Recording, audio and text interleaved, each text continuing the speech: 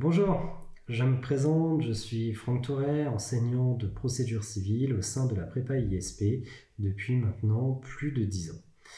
Nous allons aborder dans le cadre de cette vidéo des éléments de correction dans le cadre de l'épreuve de procédure civile telle qu'elle a été proposée au CRFPA en 2024. L'objectif n'est pas de vous proposer un corrigé détaillé dans la mesure où ce corrigé détaillé est bien évidemment réservé à nos étudiants inscrits à la prépa. Mais il s'agit plus d'envisager les pistes de réflexion, les éléments, les grandes lignes de correction de ce sujet 2024. Mais avant d'envisager, permettez-moi d'aborder la question, d'abord quelques mots sur ce sujet 2024 et les questions qu'est-ce qu'il convenait de faire et qu'est-ce qu'il convenait de ne pas faire pour ce sujet. D'abord, revenons sur ce sujet de 2024. À l'inverse du sujet de 2023 qui était extrêmement facile et très abordable, d'ailleurs les notes étaient très bonnes, le sujet de 2024 est incontestablement un sujet qui est difficile. Voire peut-être, je dirais même jusque-là, à dire que c'était peut-être le sujet le plus difficile en procédure civile depuis la réforme du CRFPA. Alors pourquoi est-ce qu'il s'agissait d'un sujet difficile ? Premièrement parce que la première partie du cas pratique sur la procédure d'appel nécessitait d'avoir de très bonnes connaissances en la matière. En effet, le cas pratique était long, il soulevait énormément de difficultés, aussi bien sur la déclaration d'appel, les mentions obligatoires de la déclaration d'appel, la possible régularisation d'une déclaration d'appel et aussi le fichier PDF. Ensuite, deuxième cas pratique, le sujet était aussi difficile puisqu'il portait déjà sur un aspect qui est assez peu appréhendé dans le cadre de l'examen du CRFPA, les procédures civiles d'exécution. Et ça portait sur des points extrêmement précis en matière de procédure civile d'exécution qui étaient bien évidemment parfaitement accessibles dans le cadre du code avec le code. En travaillant avec ces codes, on pouvait retrouver ces éléments même si on ne connaissait pas parfaitement toute la procédure de saisie. Mais ça nécessitait, à mon avis, un temps de recherche pour pouvoir trouver vraiment les bons fondements juridiques. Qu'est-ce que l'on peut dire encore sur ce sujet ? Est-ce que c'était un sujet prévisible ? En partie. Il était prévisible sur la question de l'appel. Nous l'avions beaucoup travaillé avec les élèves, notamment sur la question avant la réforme et après la réforme, opérée par le décret du 29 décembre 2023. Nettement moins prévisible, en revanche, en ce qui concerne la deuxième partie du cas pratique sur la procédure de saisie-attribution. Que peut-on dire encore ? C'est que l'on a plaisir à retrouver Maître Big Data, que l'on n'avait pas eu l'occasion de voir depuis le sujet de 2022, et il avait fait son apparition dans le cadre du sujet également de 2018. Donc, content de revoir Maître Big Data, même si depuis, il n'a visiblement pas progressé dans le cadre de la procédure civile. Enfin, dernier élément, dernier retour sur ce sujet de 2024, c'était un sujet, à mon sens, qui était très difficile à terminer. En effet, il y avait beaucoup d'éléments à appréhender dans le cadre de la procédure d'appel et sur la question de la saisie-attribution. Certes, c'était beaucoup plus court à envisager, mais à mon avis, je pense que la plupart des candidats n'étaient pas suffisamment au fait des procédures civiles d'exécution, ils ne connaissaient pas parfaitement les différentes étapes de la procédure, ni les délais, et donc ça nécessitait un certain temps pour pouvoir aller rechercher les informations dans le code, et en l'occurrence dans le code des procédures civiles d'exécution. Alors, qu'est-ce qu'il convenait de ne pas faire tout d'abord, et ensuite, qu'est-ce qu'il convenait de faire dans le cadre de ce cas pratique ? Premier élément, c'est qu'il ne fallait surtout pas se précipiter dans la rédaction. En effet, les étudiants, vous avez souvent cette crainte qui est assez légitime dès que vous lisez, vouloir tout de suite vous lancer dans la rédaction. Or, et je pense surtout au premier cas pratique, mais voire aussi le deuxième, il présentait de nombreuses subtilités qu'il convenait de mettre en évidence. Je vous donne un exemple. Lorsque dans sa déclaration d'appel, dans le cadre de l'objet de l'appel, il mentionne critique de tous les chefs du jugement rendu le 29 avril 2024, c'est un élément qui nécessitait d'avoir un petit peu de recul et qui nécessitait surtout d'être développé dans le cadre de vos mineurs. Donc il ne fallait pas se précipiter dans la rédaction, et au contraire, il fallait mettre en œuvre une véritable méthode de lecture du cas pratique en déterminant les éléments juridiques, les éléments factuels. Ensuite, qu'est-ce qu'il ne fallait pas faire? Il ne faut pas non plus se laisser emporter, mais c'est régulièrement le cas dans le cadre des sujets de procédure civile. Il ne fallait pas se laisser emporter par les éléments qui relèvent du droit substantiel. En effet, lorsqu'on lit le cas pratique, il peut sembler extrêmement long. Néanmoins, lorsque l'on purge le cas pratique de tous les éléments qui relèvent du droit substantiel, finalement, le cas pratique était assez court. On prend toujours l'exemple du premier cas pratique. Finalement, tout le premier paragraphe pouvait être synthétisé de la manière suivante. Des contrats de prêt ont été conclus, ils ont été inexécutés, il y a eu une condamnation de la part du tribunal, par le tribunal judiciaire, et c'était terminé. On avait ici tous les éléments procéduraux, on va dire, qui nous permettaient ensuite de se lancer dans la résolution. Donc ici, il ne faut pas se laisser, mais c'est souvent le cas en procédure, ne pas se laisser emporter par les éléments substantiels. Enfin, dernière difficulté, c'est de ne pas savoir gérer son temps. En effet, lorsqu'on regarde le cas pratique, on voit que c'est 10 points premier cas pratique, 10 points deuxième cas pratique, avec quand même une approche un petit peu différente. Premier cas pratique finalement assez long dans la résolution, qui nécessite beaucoup de connaissances. Deuxième cas pratique qui est beaucoup plus court dans le cadre de la rédaction, mais qui nécessite, à mon sens, plus de recherche en amont que le premier cas pratique dans vos codes. Donc ici, il fallait un petit peu, à mon avis, adapter et faire preuve finalement de modulation ici pour pouvoir être modulaire, pour pouvoir ici bien appréhender les deux cas pratiques. Et c'est pour ça que je pense que ces épreuves étaient difficiles. Il ne faut pas oublier ici que c'est une épreuve qui dure seulement 2 heures. Donc maintenant, qu'est-ce qu'il convenait de faire? Après avoir fait ce qu'il ne convenait pas faire, ici, qu'est-ce qu'il convenait de faire? Premier élément, à mon avis, c'était de lire très attentivement l'énoncé et de réussir, comme je vous le disais précédemment, à enlever tout ce qui relevait du droit substantiel pour garder que l'essentiel, que les éléments de procédure, pour y voir beaucoup plus clair. Deuxième élément, il fallait, et ça c'est dans le cadre de votre préparation, avoir de très solides connaissances en procédure civile. En effet, dans le premier cas pratique, lorsqu'il s'agit de manier avant la réforme, après la réforme opérée par le décret du 29 décembre 2023, il fallait connaître les subtilités en la matière, la distinction entre avant et après. Ensuite, il fallait, et c'est du classique, maîtriser l'actualité, notamment sur la procédure d'appel.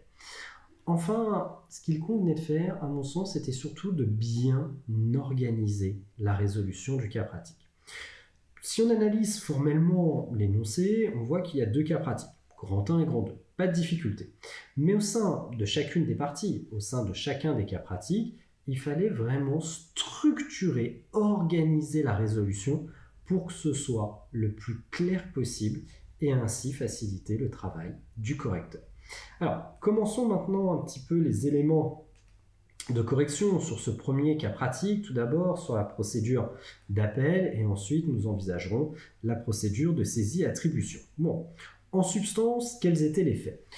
Une personne, Madame Academics, souscrit 2 prêts, ici 2 emprunts, une traduction juridique 2 prêts, auprès de son neveu. Pas de difficulté, il y a une exécution par la suite, et on a une décision rendue par le tribunal judiciaire de Rennes le 29 avril 2024 qui condamne ici l'emprunteur à rembourser la somme de 15 000 € pour un prêt, la somme ensuite de 10 000 € pour le second, et condamné à 2 000 € au titre des intérêts échus, article 700, dépenses, etc. Bon, ici, pas de difficulté, on peut se dire que le cas pratique porte soit sur l'autorité de la HG, soit sur l'appel. Ensuite, elle entend former un appel et elle sollicite les maîtres Big Data qui accomplissent les actes. Bon, il dépose sa déclaration d'appel le mardi 4 juin 2024 et il indique « critique tous les chefs du jugement rendu le 29 avril par le tribunal judiciaire de Rennes et de la condamnation à 2 500 € au titre de l'article 700 ». Il se rend compte qu'il a oublié de formuler expressément, il envoie donc un message au greffe de la cour d'appel le 12 juin 2024. Veuillez trouver ci-joint le fichier PDF listant les chefs du dispositif du jugement. Et joint le fichier à son message où il liste bien ici tous les chefs du jugement qu'il entend expressément critiquer.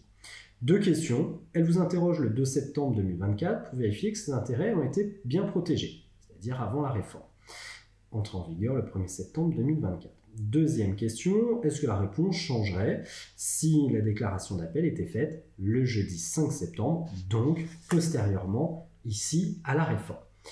Plusieurs points sont à envisager ici. Tout d'abord, premier élément, c'était de partir du délai d'appel, de vérifier le délai d'appel. Donc ici, on est en matière d'appel avec représentation obligatoire, classique. Article 538, le délai d'appel ici est donc d'1 mois à compter de la notification du jugement. Jugement notifié, signifié même ici par commissaire de justice le 6 mai 2024.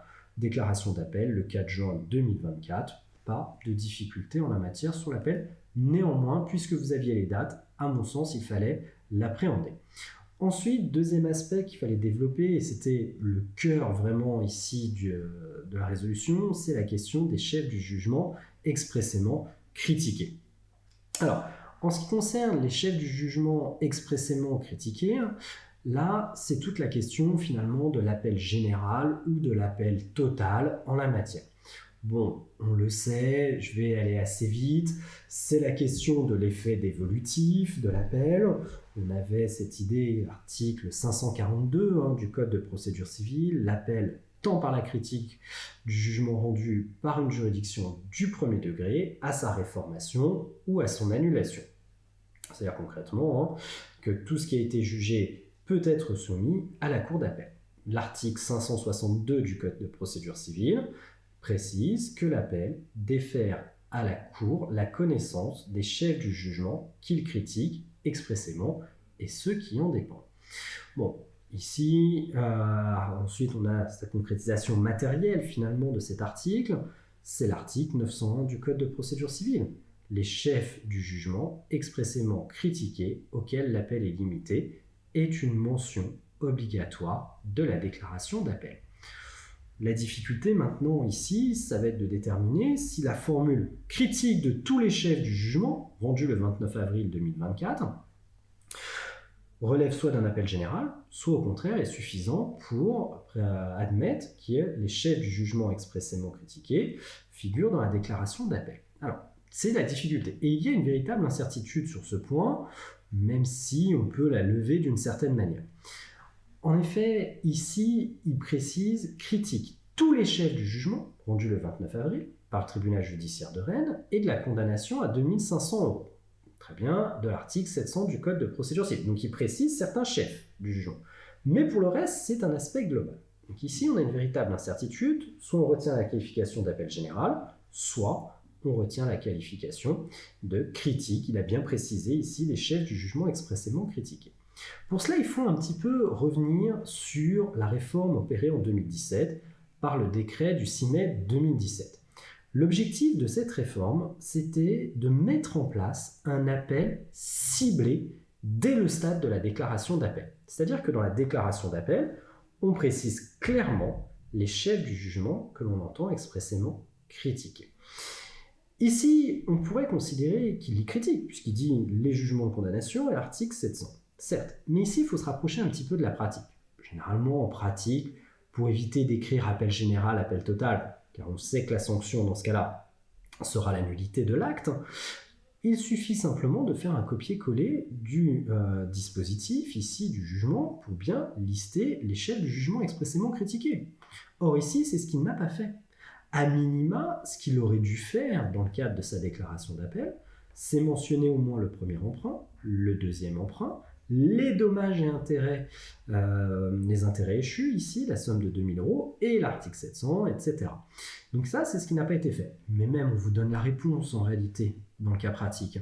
Lorsqu'on vous indique dans l'énoncé, c'est quasiment la phrase d'après, il se rend compte qu'il a oublié de formuler expressément les chefs du dispositif du jugement, très clairement ici, c'est que dans la formulation, ça correspond à un appel général. Donc ici, il fallait maintenant envisager les sanctions.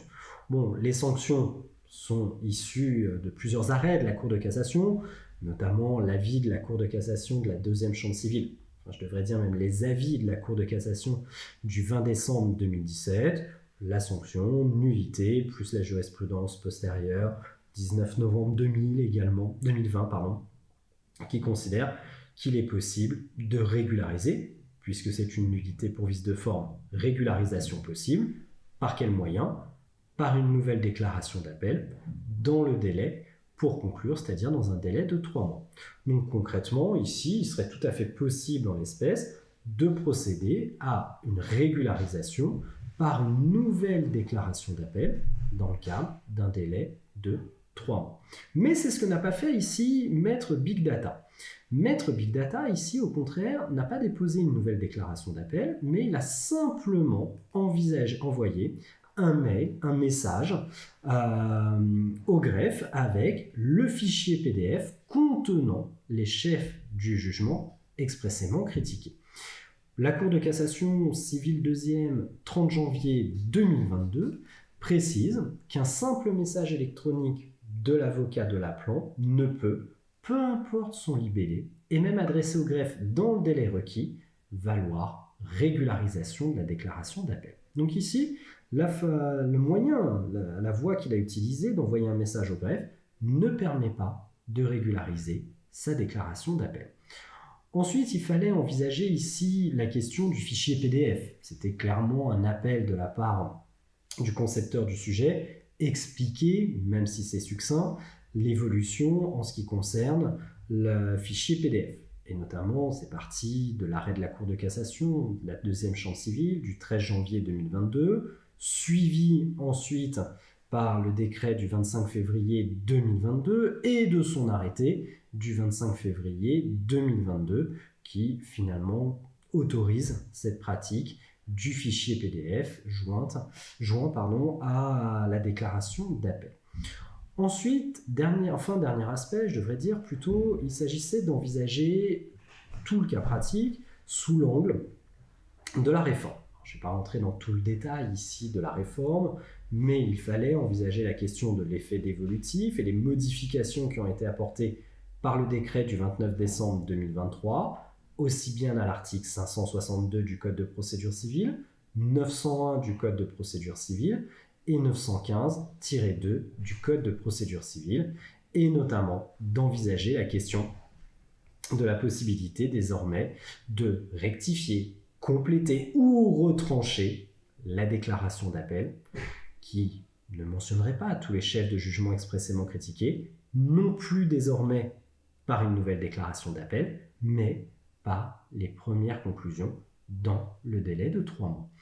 Enfin, on pouvait aussi envisager la question de l'article 933 du Code de procédure civile, et notamment la possibilité, lorsque l'appel a été déposé après le 1er septembre 2024, désormais, à défaut de préciser les chefs de jugement expressément critiqués dans la déclaration d'appel, la Cour, cette fois, et non plus le conseiller de la mise en état, est désormais saisie de l'ensemble des chefs du dispositif du jugement. Alors qu'antérieurement, la jurisprudence considérait que la Cour n'était pas saisie du litige, il n'y avait pas eu d'effet dévolutif. Deuxième cas pratique maintenant, c'est sur cette fois la question de la saisie-attribution. Alors, ici, on avait donc une transaction qui avait été conclue à la suite d'un trouble anormal de voisinage. Cette transaction a fait l'objet d'une homologation par le juge, le tribunal judiciaire de Rennes, le 12 février 2024. Une première échéance avait été payée, mais par la suite, il n'y a pas eu, les échéances n'ont pas été acquittées par Madame Academix.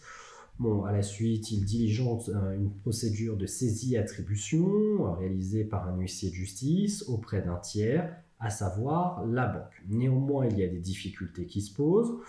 On peut en recenser 4. Tout d'abord, il fallait appréhender la question des conditions de la saisie-attribution, et notamment l'exigence d'un titre exécutoire ici. En effet, dans le cas d'une saisie-attribution, l'article L211-1 du Code des procédures civiles d'exécution précise que tout créancier muni d'un titre exécutoire. J'essaie de vérifier ici que la transaction homologuée constituait bien un titre exécutoire. Également, au titre des conditions de la saisie-attribution, on pouvait s'attacher, on va dire, aux conditions de forme ad validatem, telles qu'elles sont posées par l'article R211-1 du Code des procédures civiles d'exécution. Ensuite, il fallait vraiment s'attacher plus dans le détail à la procédure de saisie et attribution. Et là, l'élément clé, donc, c'était d'envisager R211-1 du Code des procédures civiles d'exécution. Le créancier procède à la saisie par acte d'huissier de justice signifié au tiers. Mais surtout, il fallait s'attacher, et c'était là l'élément qu'il fallait rechercher dans vos codes, l'article R211-3 du Code des procédures civiles d'exécution. En effet, à peine de caducité, l'acte de saisie signifié au tiers doit être dénoncé au débiteur dans un délai de 8 jours à compter de sa signification. Ici, signification de la saisie au tiers le lundi 19 août 2024, dénonciation de la saisie au débiteur le lundi 2 septembre 2024. Puisqu'il s'agit d'un délai compté en jours, on compte le lendemain à 0 heure, on regarde 8 jours, on n'est pas au 2 septembre 2024. Donc ce délai n'a pas été respecté. Et donc on peut ici saisir, c'était la transition, dans le cadre des contestations devant le juge de l'exécution, on pourra soulever ici la caducité d'abord de la saisie-attribution. En effet, à défaut de dénonciation, dans le délai imparti, la saisie est privée rétroactivement de tous ses effets et sa main levée peut être demandée immédiatement au juge de l'exécution. Également, qu'est-ce qu'il pouvait solliciter devant le juge de l'exécution?